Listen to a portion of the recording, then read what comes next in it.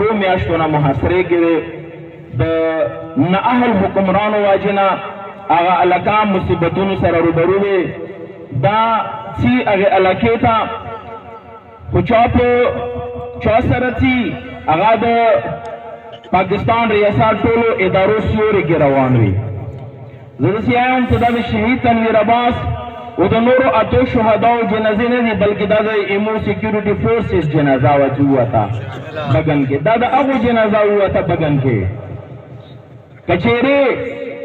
کنوایې ویلې دپاره یې بطلانو ضرورات یې سارونه او که بیا څوک وایي چې موږ ته دغې خبرې معلومات نه وو نو بیا هم ته د دغ ملک چلولې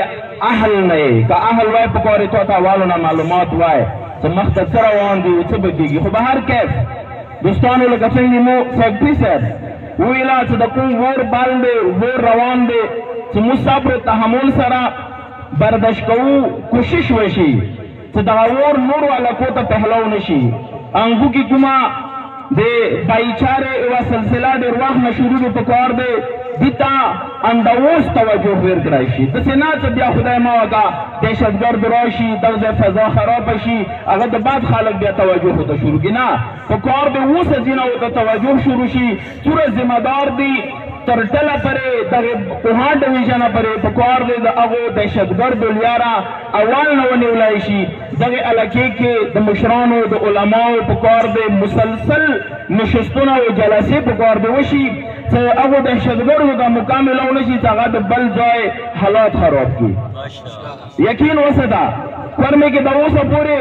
څومره مصیبات برداشت او څومره تکلیف برداشت شوی دی صرف ایکې وې خبرې دپاره چې څوک مو لاسه خوږ نه شي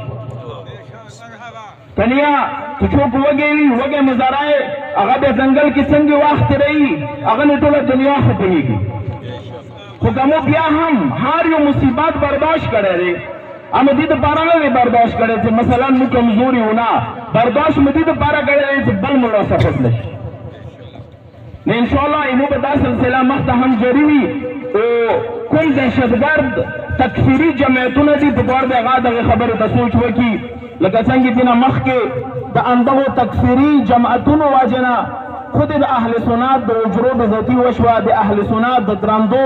کورو د درندو والمسجو چې کوم خلکو د هغوی هغه ابروریزي وشوه په کار د مزید اهل سنت یوه ځای کې هم تکفیري ټولې ته اجازات ورنه کړي چې هغه د علاقې حالات خراب کړي امید دی چې زه د